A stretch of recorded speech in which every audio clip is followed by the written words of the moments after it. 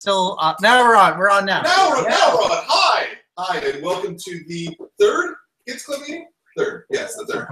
I'm Brian Hibbs, Comix Experience, and then I'm going to let him do most of the talking, I think, after Judd. But we're here to celebrate Hilo, the boy who crashed for Earth, with our lovely, wonderful friend here, Judd Winick. Hello. It's good to be here. It's good to have you. This was my first comic store in San Francisco. When did you guys open? 1989. So, okay, I can comfortably say, so 21 years ago, when I first moved here, this is the first place I walked into. Like, this is an actual comic store. There was one at like the bottom of Lombard Street, and they're not there anymore. Right. So they're tattoo parlor. Right. So this was my first comic store here in San Francisco. Well, that was closer to the MTV house. Yeah, MTV house back when. We'll talk about that later. Good. You have a presentation of something? I do. I'll hop right in. So what I wanted to just talk to you guys about, so the new book is Hilo, the boy who crashed Earth. So I just kind of wanted to tell you the story of like how I came up with the story of Hilo and stuff. So this is the story about how I came up with Hilo. You guys all see? You can get closer. You want to get a little closer? You good? We're all good right there? If you feel the need to move during the presentation, I will not be offended. So, to begin at the beginning, then less efficiency. You know what it is. Trust me, it's good. So, long ago, when I was a kid, about your age, but it was a long time ago, you know, like when dinosaurs roamed the earth. Can you see? Yeah, okay. I was a geeky kid. I like a lot of geeky things. I was a big fan of Star Wars. Yes. I was a big fan of Looney Tunes cartoons. And I was a huge fan of monster movies. Monster movies. Yes. The big guys in rubber suits running around hitting other guys in rubber suits. I didn't like horror movies. I didn't like things that were scary. But I liked monster movies. Like Godzilla, like Godzilla's ripoff Gamera, which was a giant turtle, which you should check out as well. And I was a huge fan of King Kong.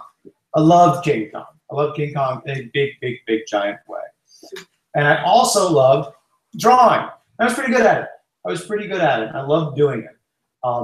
So most of my childhood was taken up with a lot of me drawing and watching TV, mostly watching monster movies and Star Wars and Looney Tunes. And I loved it. Now, one of the things I drew more than anything else was King Kong. Can we see? Oh, you can. I can't see. Okay. So I love drawing King Kong more than anything else. Do you guys know the story of King Kong?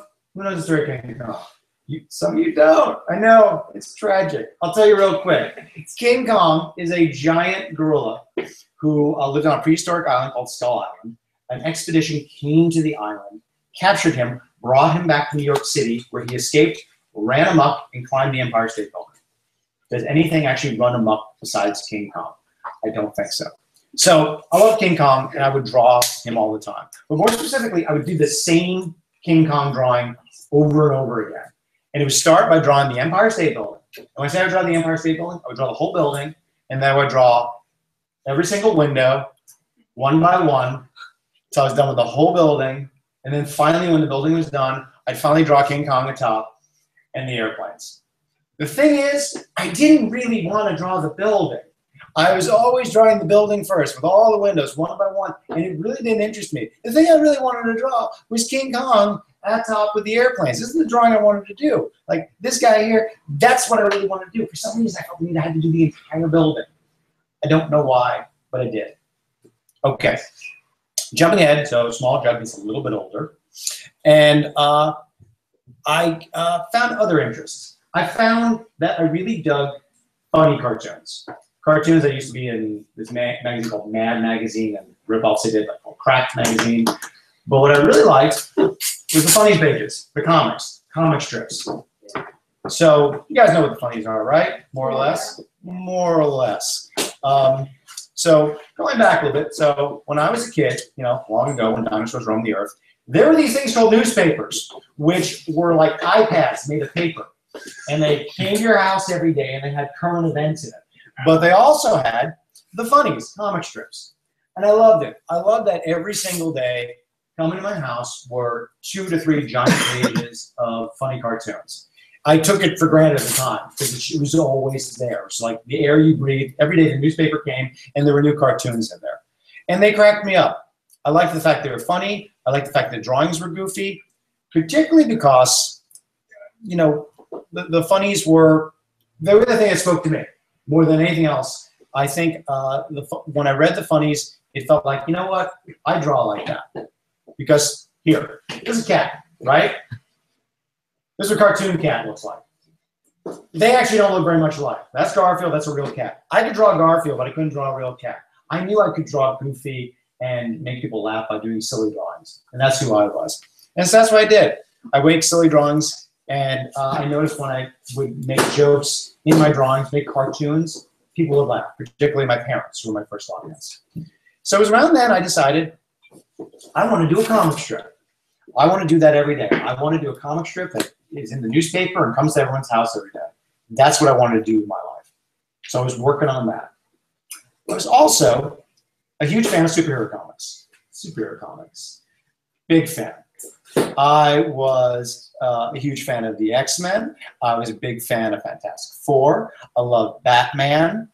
And they really weren't like comic strips. I dug the action of it. I liked the fact that they had superpowers and villains, but they weren't funny. They were never, ever really funny. They were always pretty much action adventures, and they're all pretty serious. But I liked the fights. I liked the science fiction of it all, and I liked the Hulk. I like the Hulk best of all, because the Hulk's awesome. But I can never draw like this, ever. Still can't. So I would read it, and I enjoyed it, and I loved the stories, and I loved the adventure of it all, but it wasn't anything I could really see myself doing. So I was just a fan. Now, jump ahead. Little Judd becomes older Judd, all that turf up top. And I got to do all kinds of stuff. I was very, very lucky. I eventually got to do a comic strip that was in newspapers for a couple of years. It was called Funky the Clown. I eventually got to do an animated series for Cartoon Network. It's called Juniper Lee. And I got to write a whole bunch of superhero comics. I wrote Batman for a while. I wrote this X-Men comic called The Exiles. And it was big fun. I never got to do the Hulk, though. Still no Hulk. I'm waiting on Hulk. Now, one day, about 3 years ago, when my son was about 7 years old, he came to me and wanted to know if he could read some of my superhero comics. And he said, Dad, and I said, yeah. He said, Dad, can I read, like, you know, maybe a couple of your comics? Like, maybe could I read Batman? And I told him, no, you may not read Batman. Because Batman, he was 7 at the time. The Batman I was writing, the story I was doing, was pretty intense. It was more for older kids and grown-ups, teenagers and grown-ups. It was a pretty serious take on Batman. So he and I went about trying to find a comic that would be good for someone his age. And what we happened upon was Bone, Jeff Smith's Bone, which is great. It is a great comic, and he went bananas for it. There's 9 volumes of it. We bought all of them. We read them cover to cover several times. I happen to be very lucky that I know Jeff Smith. We cartoonistic together. I told Jeff my son has become a huge fan of Bone. So Jeff sent us 2 gigantic boxes of Bone stuff. There was action figures, there was dolls, there was t-shirts, there was posters, there was hats, and my son turned into a Bone super fan. And the truth is, I got a little jealous. Because I was thinking that I can do this. I'm a cartoonist. I do funny drawings. And I've never done anything for my son that he loved as much as Bone. I thought maybe I could do this. So I sat down and tried to figure out what would be a good story for him. What would be a good story for guys like your age. The problem was that the way I tell stories is that, you know, I draw kind of silly. I draw kind of goofy. I like making jokes. But I also wanted to tell an action-adventure story. So Yogi wanted something like a superhero story. So I took the idea of comic strips, and I took the idea of a superhero story and put it in a blender. And out came Hilo. So Hilo is a story that is an action-adventure, but it's also pretty funny. When you look at it, it's kind of a superhero story. People have superhero powers, they have superpowers, and there are bad guys, but it's also pretty silly. It's drawn like a comic strip. There's lots and lots of jokes, which makes me happy because I like making jokes. But even the action is kind of funny. And there is an ongoing mystery. So over the course of the book, and there'll be 6 of these books, you're going to find out a little bit more and more about Hilo. And there'll also be 1 raccoon. So, just 1 raccoon so far. There'll be more. So again, Hilo is a big story. This first book is the first book of 6, and each book takes a huge chapter and moves the story forward. So it's not like monthly comics, which every month you have a story that moves forward. Well, these are big books. Like it's like a monthly comic coming out every 9 months that moves this forward, and it would be a total of 6. Now, oh yeah. So when I was beginning this book tour, when the book came out, I was thinking about what I wanted to say to folks like you. Something really occurred to me that Hilo is kind of like that King Kong drawing. Remember King Kong drawing where I draw the entire building, and then at the end I would finally put King Kong on top with the airplanes. Hilo is kind of like that King Kong drawing because for a really, really long time I've been drawing the building with all the windows and whatnot, when in truth all I really wanted to do is draw King Kong on top. Well, I kind of feel like Hilo is King Kong on top of the building. Like that's what I've been waiting to do for a long time. So many things I've been working on, from comic strips to superhero comics, that's been the building. And now here I am, and I think what I really just wanted to do is Hilo. So, how are we doing on time? We're fine. Okay. So one more story. Many years ago, so 21 years ago, I was on a reality show. You guys know what a reality show is? Yeah. Kind of, because it's when people are real people, there's no scripts. So 21 years ago, there was a show that's still on, it's called The Real World. It's on MTV.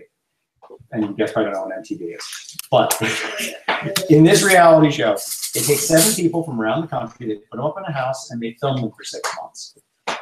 My season was here in San Francisco. And here are 3 of my housemates. The woman on my right in the sunglasses there, her name is Pam Ling, and she was my housemate, who would later become my girlfriend, and my fiance, and then my wife, and now the mother of our 2 children. So TV can be really, really cool sometimes. And the young man on my left is named Pedro Zamora. Pedro was an AIDS educator and activist who was educating people what it's like to be living with AIDS. He was living with AIDS at the time. Not very long after the show finished filming, about 3 months after that, Pedro died. And my wife, Pam, and I, who was my friend at the time, not even my girlfriend at the time, we went around the country for about a year, and we were lecturing. We were talking to high schools and colleges about what it was like to know Pedro. And when we were done with that, it seemed odd to us that we should just not let his story stop. We still wanted to keep telling people the story. So I went and did a book about him, which was called Pedro Me, which is a graphic novel about what it was like to know Pedro. And I had never done anything like this before. Before this, it was just comic strips and trying to do funny stories. But I did this story because I was inspired by Pedro. And now, with Hilo, I was inspired by my son. I kind of feel like I came full circle. You know, that way back when I wanted to do comic strips, and then I met Pedro, and he inspired me to try and figure out how to tell a story a different way. And now my son, just a couple of years ago, asked me to read some of my Batman comics, has inspired me to do this story. So it's funny because I do feel like Hilo is something that I've been meant to do for a really, really long time. And Pedro and me became before this. And again, it's like I came full circle. Because when I was a kid, I used to draw all the time and watch TV. So now I'm 45, and most of my days are spent at my drafting table, making up stories and drawing them while watching reruns of MASH on Netflix. I still watch TV and draw all day. That's mostly what I do. I'm very, very lucky. It's a great job. And right now, my job for the foreseeable future will be this story. So I hope when you guys read Hilo, you like reading it as much as I like making it, because I love making it. And that's it. Thank you, guys.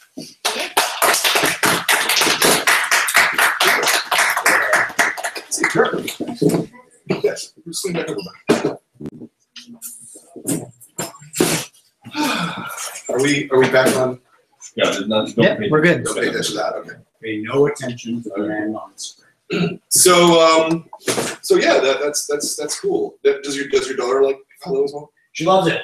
She really loves it. She came in. Yeah, she's a couple years younger than my son. So when the story begins when he was 7, she was 4. Right. But she came in a little later in the game and has plenty to say. We were, incredibly long story short, we were in New Zealand for 2.5 months last summer. When I say last summer, they're on the other side of the world. So when you're in New Zealand in June, it's winter. So we were in New Zealand for 2.5 months during the winter. I spent the first month writing the second book of Hilo, and my daughter was campaigning for a cat to be in the book, which doesn't really fit with the story until we sat around and thought about it, and we actually came up with a cat character, if you guys can keep it a secret. So there's a cat character in the next book, which I will be honest with you, when we came up with the name and what she looked like, I really didn't know how it was going to work out until I was just about to start writing what she was going to say. And when I figured out the words coming out of her mouth, I said, I think it sounds funny if she's angry and Scottish. And suddenly, like, oh, okay, I figured out who she is. So there she was, you know, she's a little warrior cat. And she's like, oh, I just want to tear you apart. You guys are making us so mad. It's like, oh, that's okay. I can do 5 books about her. It's great. I figured it all out. So an angry Scottish cat. And it happened just like that. So, and no one likes her more than her. So she's a big contributor. Yeah. I want to remind anybody who's streaming in, because there'll be a few of you streaming in. Feel free to ask questions on the Q&A. We will get to the questions as we go through this process. You got something to say?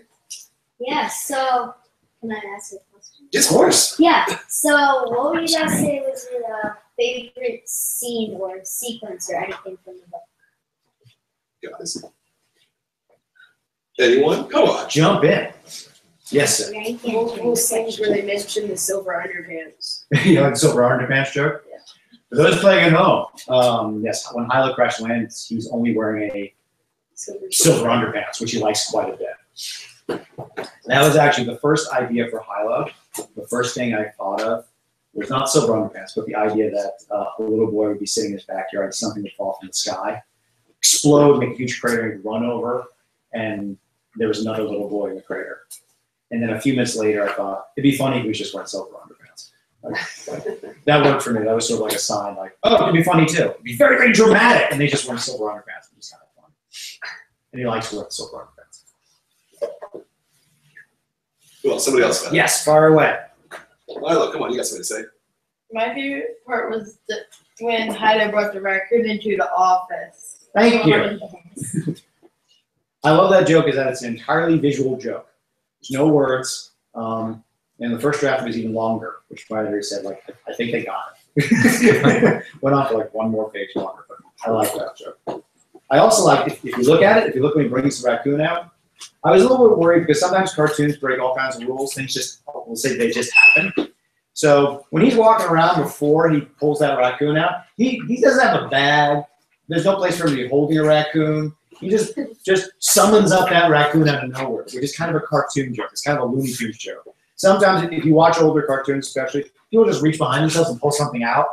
And they don't have pockets or like a backpack or something. It just comes on out. It's a cartoon joke. You break the rules. I was very happy when I was working on the book that my editor didn't question where the raccoon came from. This is just funny. He just pulls it out from off frame. Like, I got a raccoon, and DJ yells. So I love that sequence too. That's what I mean. Yeah. That's right there.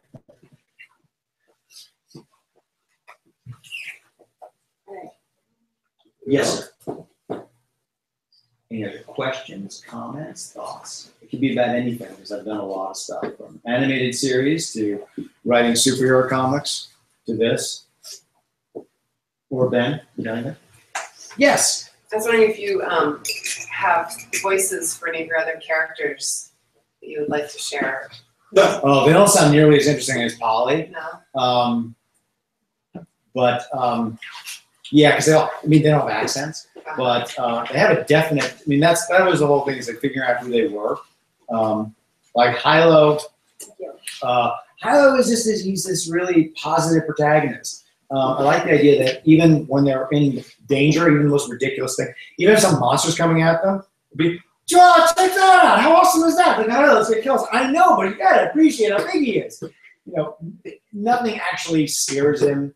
And everything is like, everything's interesting just because it's new. Whereas DJ's me. You know, he's a little neurotic, he's a little bit shy, he's a little bit like, be cool, just be cool, you know, but loyal. I like to think I'm a loyal friend. A little bit of it is that I think I would have liked to have a friend like Hilo. I think I would have liked to have like a crazy kid drop out of the sky. who can take me on an adventure. I think we'd all take that. And also have a really, really smart girl in my life, which I do now. So, you know, those are the voices. You know, they sound like kids, but not nearly as fun. I do a good Scottish accent, so I like talking about it. Okay. So, if you guys could have Hilo have one power in a next book, what would you say would be? Like an extra one that he doesn't have. Yeah, take a minute. Oh, Yes, we got. power to summon cats to fight for him. I really, really like cats. Laser cats? Yes. He does have a cat who fights for him. He doesn't summon it exactly. He's a fighting cat. Yes, sir. Besides the other raccoon, you should have the power to summon other raccoons. That's a kind of a fun power, the power to summon animals. There's a gag coming up involving how much animals like Hilo. They do. They're kind of just. I like the idea that there's something mysterious about Hilo, that sometimes things happen, including you'll see that there are other animals who are just kind of attracted to him. It's fun. At least I think it's fun.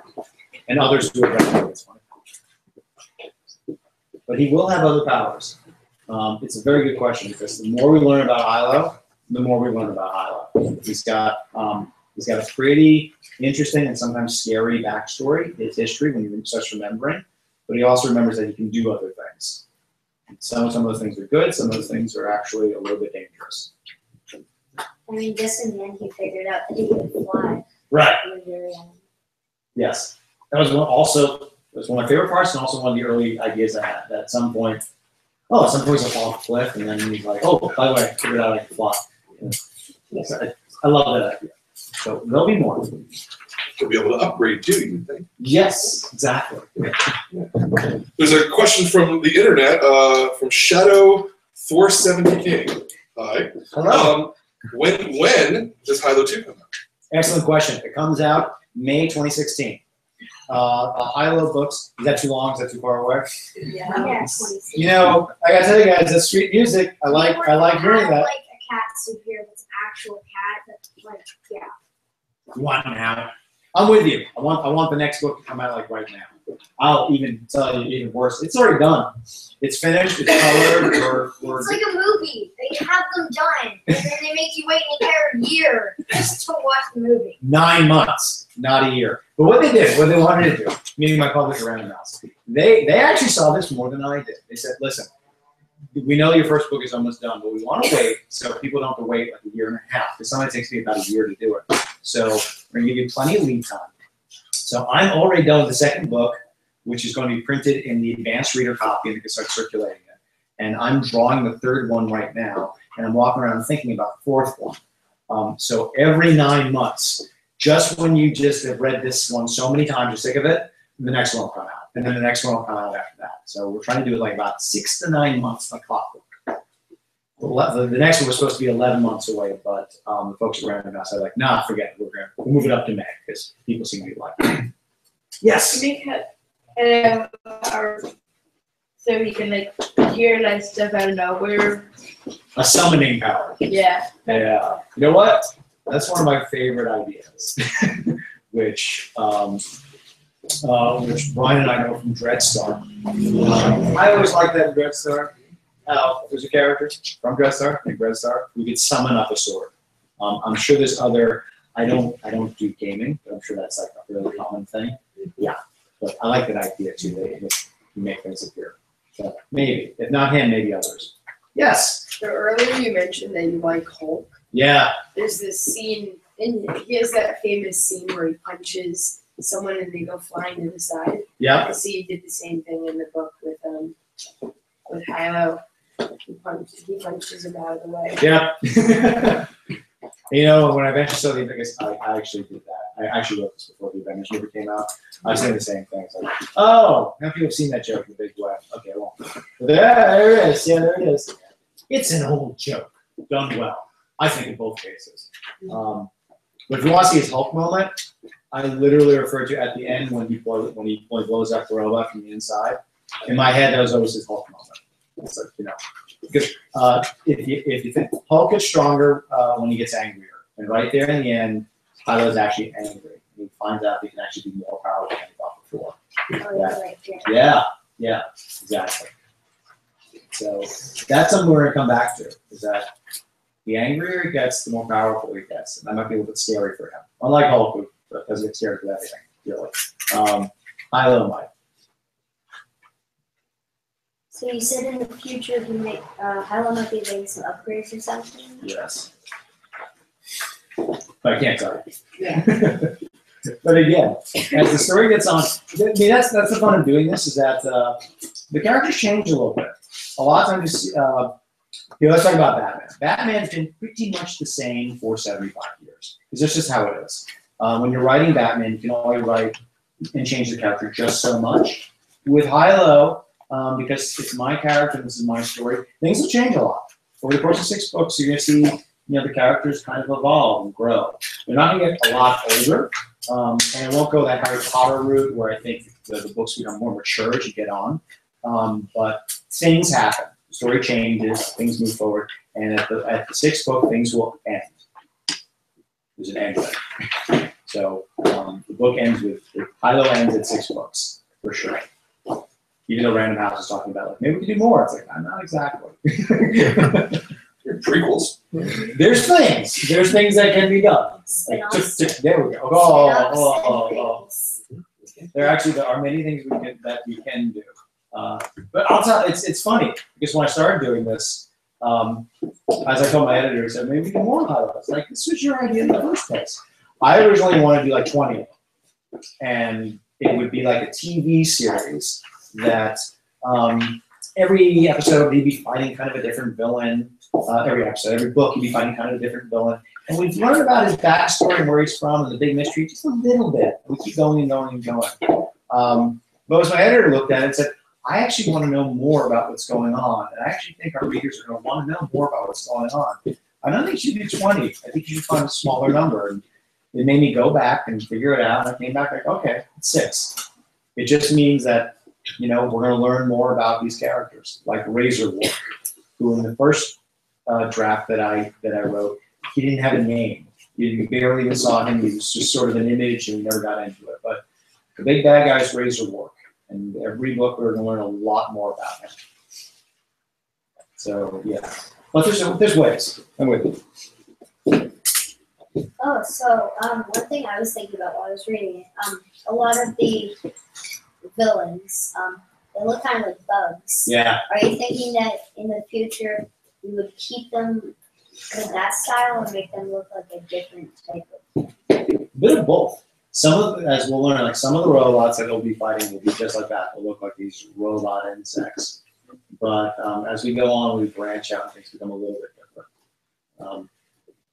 Again, I think what I like about this book is that with each book, I can tell everything in a different way. Like by the 3rd book, do we have any of the prancers? What's in there? No, we actually don't. We don't. They're not in there at all. I'll just give up the store, just like that. I'm sorry, just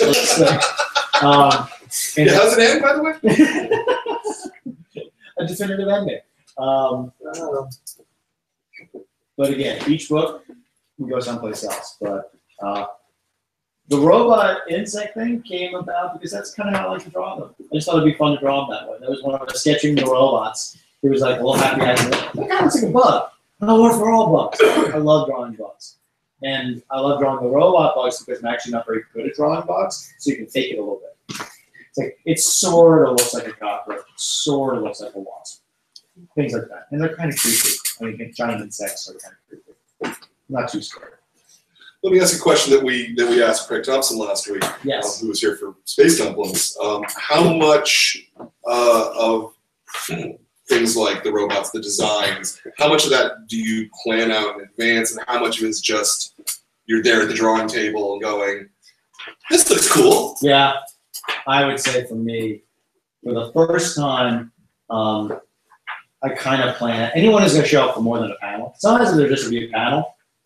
Like I might sketch on Post-it and boom, there it is. If they're going to be around for an entire book or maybe on or beyond, I'll really draw. Like it's the first time in my professional career that I've taken the time to do.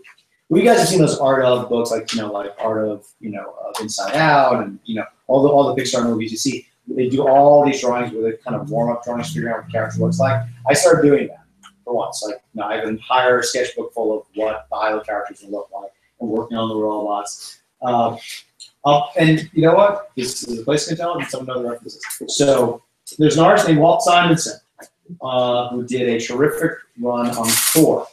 And he tells his story. He came up with this terrific character, Beta Ray Bill, who would later become Beta Ray Thor. He's like one of the first characters who turned into Thor. And he has this amazing, beautiful costume. And Walt Simonson says, he drew this amazing, beautiful costume. He said by the second issue, you realize, oh my God, I got to draw this costume over and over again. What was I thinking? It's so complicated.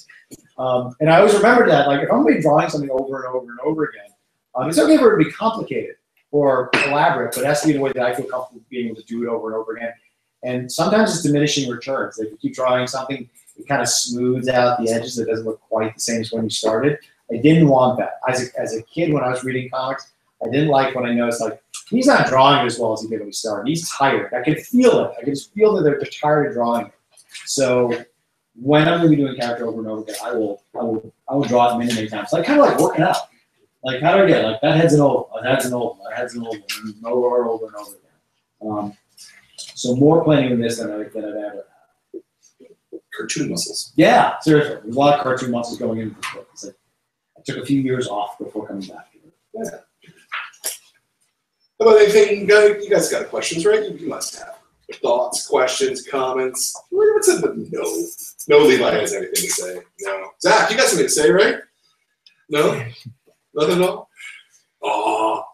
All right, Ben. Well, it's just a thought I was having. Fire away. Yeah. Raisin Wharf kind of reminded me of Thanos in a way, because he's just so much bigger and kind of a lot more overpowered than everyone else. Yeah. In this book, we will see more of Razor Wharf, and actually barely see him in this book. You just sort of, you see his outline. Every book as we go forward, you see more and more and more of him. And here's a spoiler. You actually don't get a real good look at him until the fourth book. Like, I'm drawing the third book here, and you can still, like, he's in it a lot, but he's still kind of in shadow. And part of that is because Hilo can't remember him. Anytime we see him, we only see him in Hilo's memories. He can't quite remember what he looked like. His memory's all messed up. But like Thanos, like Galactus, like all the big superhero villains that were really big, I like the idea that he was just going to be enormous. Another spoiler: as we get to see him more and more, we realize that actually he's not that big. Like in these ones, he looks like he's 30 feet tall, right? But as we go further and learn more about him, we see that he's actually not quite as big as Hilo remembers him. So it'll be interesting. Not that small, but not as big. Sometimes in memory, we remember things much bigger. So Shadow King asks from the internet again, and again, if you guys have more questions, fire them out on the internet. Will Hilo have more secondary powers? Yeah. With each book, we're going to learn a little bit more about him, and he gets more and more abilities. Some for good, some for bad. So we shall see. Again, I know all of them. I just can't tell you because they're spoilers and actually are plot driven, which is kind of fun. Right, if you had a superpower, what would your pick be? The ability to change the weather. Now the fun one is just to fly, but the ability to change, because I've had this, shocking as it might seem, I've had this conversation before, and as you have, I'm sure. And you go around the room, it's visibility, ability to be strong, I want to fly and whatnot. I think also I want to be able to change the weather, because that will actually, because I mean we've talked about this. If you're able to fly, you really can't help people. You can fly, it's cool, and you can save yourself some time in the morning, stuff like that. But if you actually want to change the world, I thought being able to control the weather was a way to do it. If we make it rain in the Middle East, I actually think things would be a lot better. And here in California, if we decide like Thursdays, it's going to rain like crazy, and we're getting ready every Thursday, it's going to rain. We're going to take care of the drought. I think controlling the weather would be fun. We can really do something with that. So there. It is not really super interesting, but it had a long time to think about it. And now that I have kids, he's sort of like, "Oh, I'm really, really strong." Yeah, you know, people want to actually help the world. I personally go with telekinesis. I mean, teleportation. Yeah. Not telekinesis either. Because teleportation, I mean, someone's in a burning building, you could get them out. Or, telekinesis would still be cool. But yeah, I think I'd go teleportation. It would be interesting. I was just talking about this with my son. Yeah. That if there was some way that we could teleport, let's say science, let's say Star Trek, and you'd be beamed somewhere, it would change the world in such a way that we can't even imagine. Kind of how the internet it changed things, that you can talk to people on the other side of the world. If you could be on the other side of the world in a second, right? You know, I think I'd like to think we change the world for the better, because people could be like this now. But some people could use it for a bad reason. Everybody always uses something for a bad reason. Like transporting something you shouldn't. Anything like that. Yes. Yes, because you think like a storyteller like that. And yes.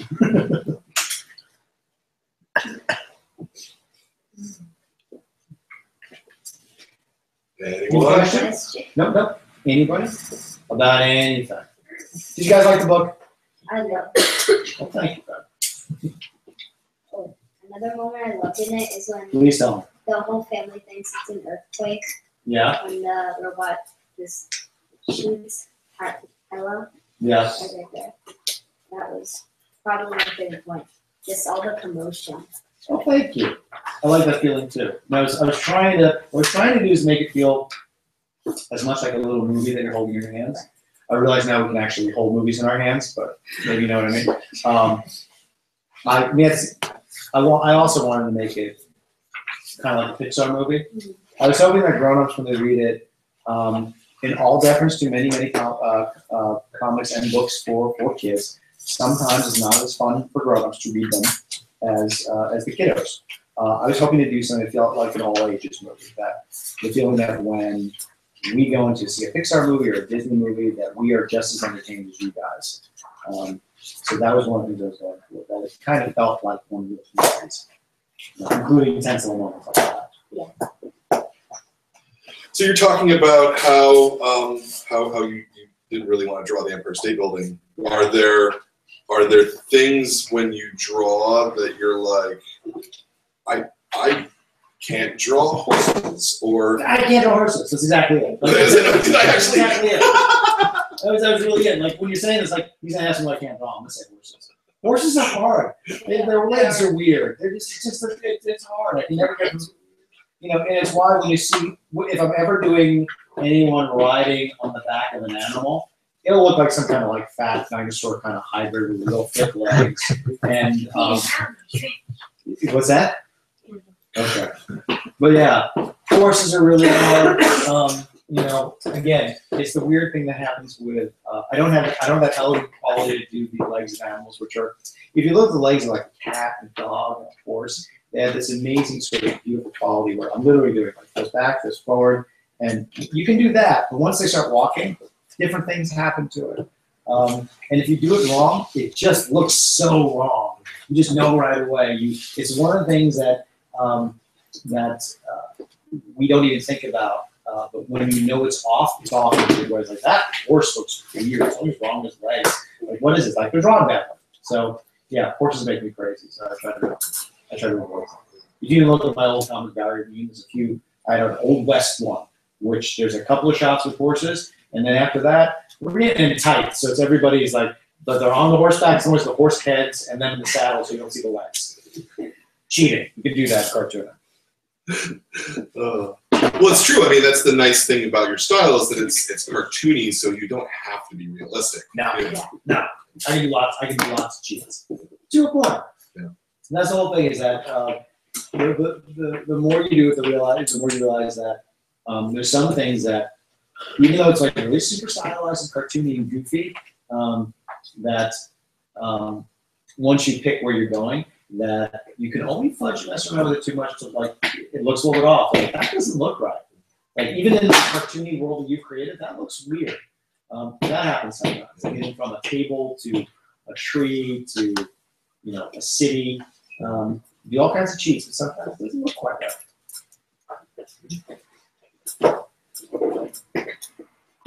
Anything for you? Spot. Put everybody on the spot. Yeah. Oh, Yes, I have sir. a question. Fire away. I think this would be classified as spoilers, but do you Spoilers. intend to have, sorry, I'm forgetting his name, the guy who DJ, helps, Gina. the guy who helps build Hilo, You name him in this? Dr. Horizon. Very Yeah, good. Dr. I was gonna say, I know it. I can't remember their name in the book. That's Dr. Horizon. Yeah, Yes, I'm thinking about having him come at some point, or would that be spoiler? We'll see. Well, Dr. Horizon definitely lives in Hilo's memory. Those playing home, if you guys don't remember, he has a flashback where he remembers that a doctor named Dr. Horizon fixed him in the past before he was going to go off and fight Razor Wolf again. So we will actually, yes, you'll see a lot more of Dr. Horizon.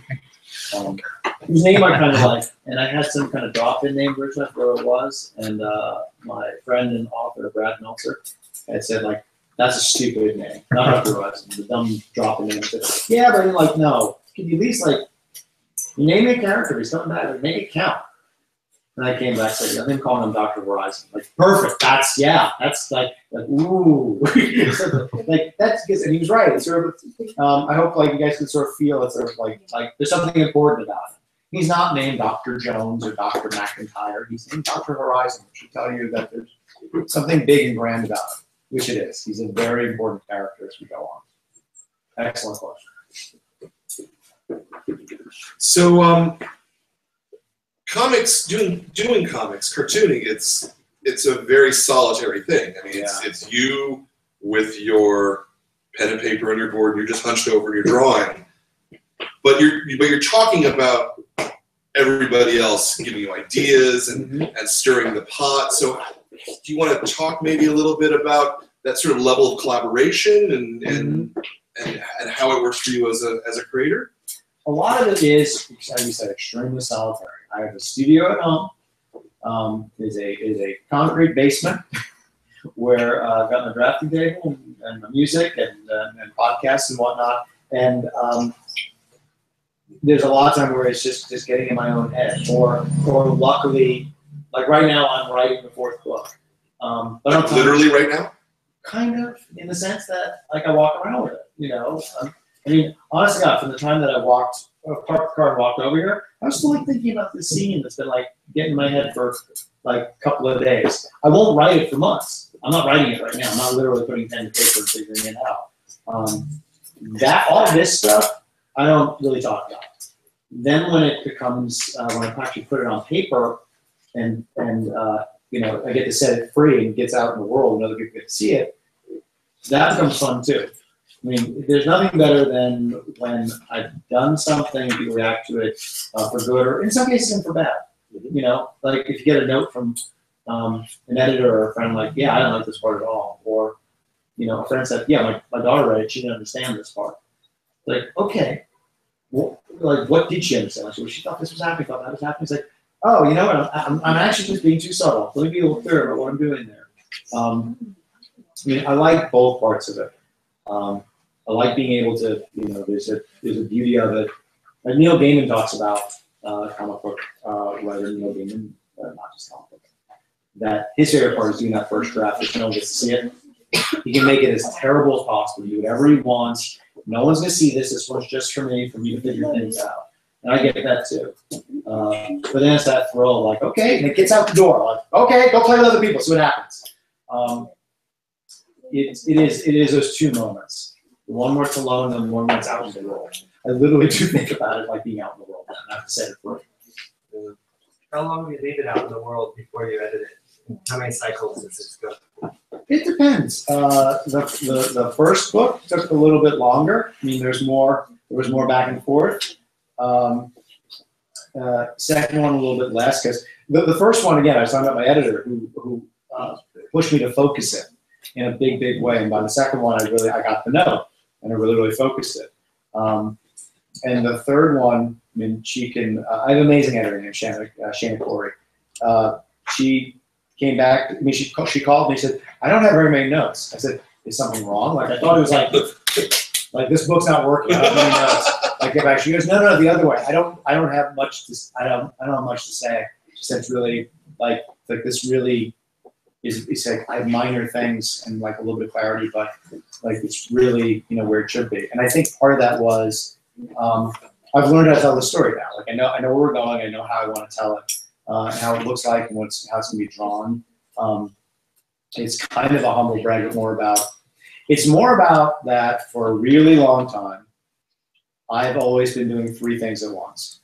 I've been like writing superhero comics, trying to write and draw my own thing, working on a TV series, and this is the first time, maybe since I've been a grown-up with a job, that I've only worked on one thing. I had to give up everything else just because of the schedule, but it became something that like, oh, this is what that's like. And again, this is kind of always what I wanted to do. I wanted to do a comic strip, and I wanted to be a guy like sits in a room and does a comic strip every day. Now I don't do a comic strip, but I get to do this. So the process is becoming different. But again, it's a quicker one because this is all I do now, which is throwing. And I hopefully, knock wood or concrete, that I keep doing just the one thing. We'll see. There's another question? Yes, question from the internet. Shoot. From Shadow King. How did your family feel when you finished the first book? I'm trying to remember exactly. Well, my son and my wife Pam were my first readers. And when I was finishing up the first book, I had pretty much given up all of their work, which was a little bit of a leap of faith. But when I gave the book to my son, and first it's kind of messy. Like the first draft is like it's hand drawn on 8.5 by 11 paper, and it's in pencil. So when he first sat down with it, he actually said, "Can you give it back to me once it's done?" I said, "No, I need you to read it now, so I want to see what you think." And then he started reading, and he was like 8 or 9 at the time. And then I knew because he was in his room, he wasn't coming down. I had one of those moments where I'm trying not to cry when I tell the story, where I would walk up to his room, and there he is sitting on his bed still reading it. Like, oh, that's quiet, he's still reading it. And I come back a little bit later, like, oh, he's still reading it. And then I could hear him laughing.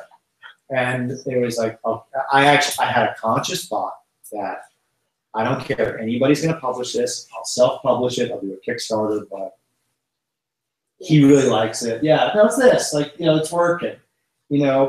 Everything it was supposed to do. Like, I made an action adventure story for my son, and he's up there and he's reading it. He's not putting it down and coming down to play, or no, he's up there reading it cover to cover. So that was the best. And then I got very, very lucky because when I finished it and we sent it out, someone wanted to publish it. So they read from cover to cover and giggling in their bedroom as well. So that was good. So that was the important reaction. I mean, I will remember that for the rest of my life, giving it to him and knowing, like, oh, he's up there reading. He's enjoying it. It was the best. The best reason for doing anything. Yeah. Now, I know a lot of these guys, they'll draw, they'll do their own comics as well. Yeah. And young Judd did the same. How would young Judd, do you think, react to this? Oh, I think young Judd who wanted just to do comic strips would probably look at like a book and see it just unsurmountable. Like, how can you tell something so big? It's one thing, my son who wants to tell stories too. I notice he keeps stopping, and I keep trying to tell him, like try to make a little story, just a little one, so you can get to the beginning, middle, and end. Don't look at it as like some big gigantic thing. Ignoring the whole thing, like, I'll never come up with this, or like Little Judd. Little Judd was very, very much dead set on doing comic strips. That's all I wanted to do. So the idea of doing like a long form story like this seemed huge. Yeah. So again, like, get smaller. And I think I've been my advice to you guys who want to tell stories. Like, don't look at a 200-page comic and go like, oh, I'm gonna do that. Don't tell a 200-page comic. Like, tell a little story, but think of the ending. Think of the ending where you want the story to go, because that's everything. Cool. All right. Does anybody have any last questions? Because we're pretty much at the end of our hour. No? All right. Well, I want to thank all of y'all for coming as Thank you guys always. for coming. I appreciate it. Yeah, and Judd's gonna stick around and sign for you and maybe do some little doodles. Absolutely. Perhaps. Yeah. Yeah. Yes. And then you can ask those questions that you didn't want to ask on camera. Yeah. All right. Very good. Thank you very guys much. so much. Thank Yeah, you. and our next Kids Club meeting, we'll send out an announcement very soon, but it's going to be Jean Yang for Secret Coders on. We have the date, Doug. What's the date? It's on the flyer. It's on. It's oh fuck. Oh shit. Damn. Oh, darn it! It's the 11th. Next month on the 11th. So we'll see you then, if not before. And thanks again, and happy week. Wait, we can pick it up on the 11th? No, you'll be able to pick it up next week probably sometime. Yeah, we'll send an email like always. All right, very good. We're out.